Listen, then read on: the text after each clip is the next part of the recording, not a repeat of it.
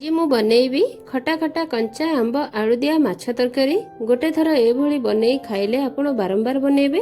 यही छोट tips miss करेंगे नहीं नहले टेस्ट पूरा बदली जिवो।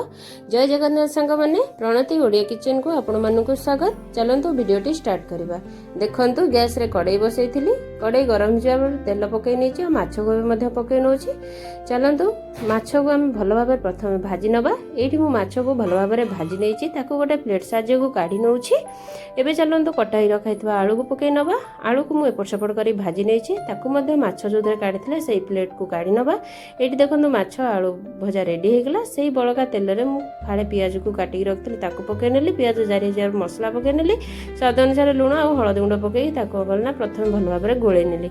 एबे सेही मसला रे हमें आलू को पकै देलु। आलू को पकै सारिया परे हमें सेतरे पानी आधा ग्लास देई देबा, ताको कवर करी नबा। देखंतु मु एठी गोटे आंबो नेछि, ताको देखंतु काटी के पीस पीस कर नेली।